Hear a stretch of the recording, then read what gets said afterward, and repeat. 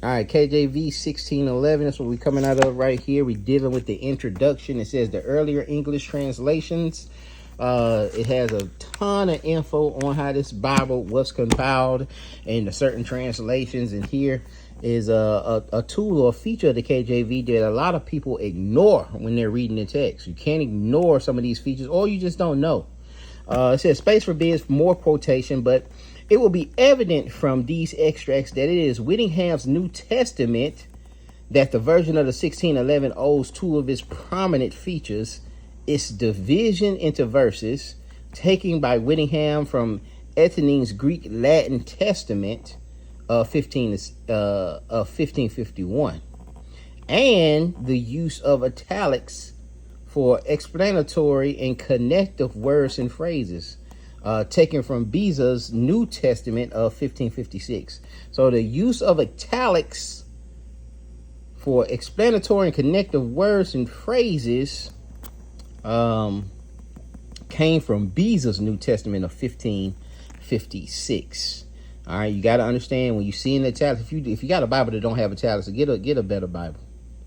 All right, save up and get you a better sword. Just don't be grabbing swords. Don't be grabbing Bibles off of the door and out of Family Dollar and stuff. Get you a study Bible. Get you a good Bible. Invest in your Bible that has tools, has certain things that can help you. Have room to write on the sides. You got to look for certain stuff like that. You really think about it before you start grabbing. Just don't be grabbing Bibles. Anyway, Whittingham's chapter summaries, moreover, chapter summaries is a commentary, pretty much. Moreover, we much fuller, were much fuller than those of the Great Bible. All the features of the New Testament in 1557 are repeated in the Bible of 1560. In preparing which Whittingham had the help of Anthony Gilby and Thomas Sampson. Afterwards, from 1561 till his deprivation in 1565, Dean of Christ Church. These cuts in the preface also to the edition. I highlighted some stuff, but that's what I wanted to deal with, was the use of italics and them adding words and connective words in the text, and they're telling you it. Telling you they did it. A lot of y'all still won't believe it. No, man, they ain't touched that Bible, man. And so if we go to, let me show y'all an example. We go to Leviticus 25:35. This is one of these verses where we try to prove strangers are Israelites. It says, and if thy brother be waxen poor and fallen in decay with thee, then thou shalt relieve him. Watch this. Yea, though he be. None of that's in the text. Okay, this is added. But a lot of you with the King English, you don't know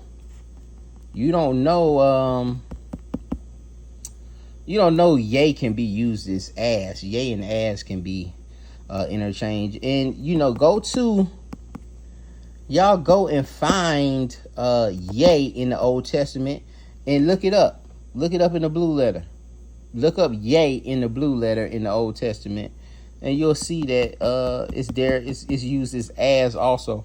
But you can't do it with this verse because yea is not there. Yea, though he be. This is the italic words that are added for explanatory and connective usage.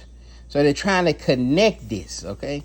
You're saying that he's saying he's a brother and a stranger in the same verse, but really it should read, and if thy brother be waxen poor and fallen in decay with thee, then thou shalt relieve him, as though he be a stranger or a sojourner, that he may live with thee. And you see here, man, it has, even in 1611, it's, I don't know, man, I think it's about $40-$50. But it has even, fallen. It has the better Hebrew for the fallen. His hand falleth, relieve him. They got Hebrew here, strengthen.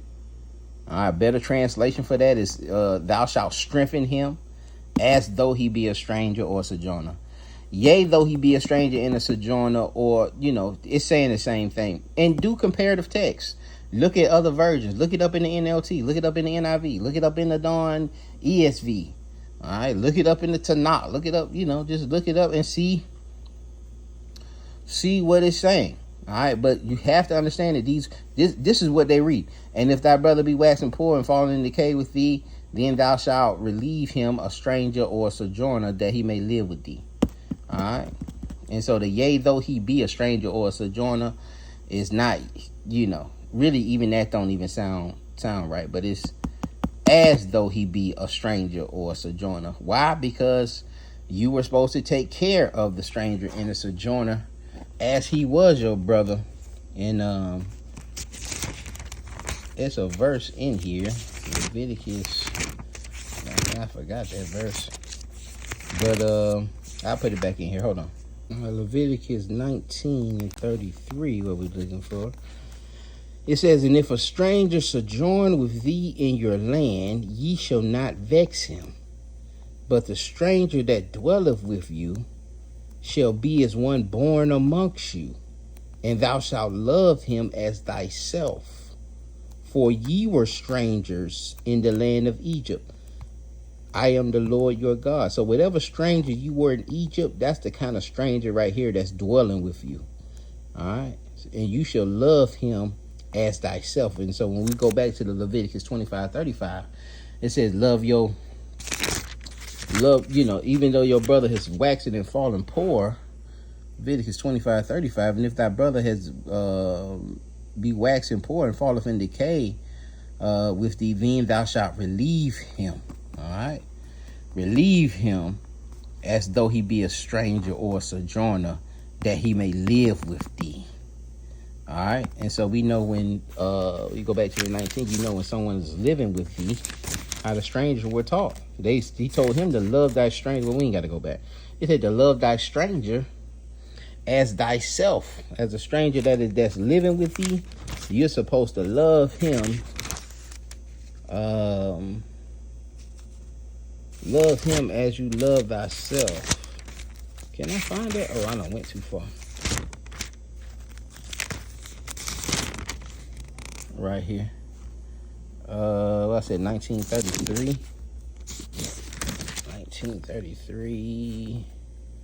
And if that stranger sojourn with thee in your land, ye shall not vex him, but the stranger that dwelleth with you shall be as one born amongst you. Okay. And thou shalt love him as thyself. All right. So when your brother is waxing poor, you treat him as you treat the stranger, as you would a stranger that's sojourn among you. All right. You treat him, and thou shalt love. You will treat him as one born amongst you, and thou shalt love him as thyself.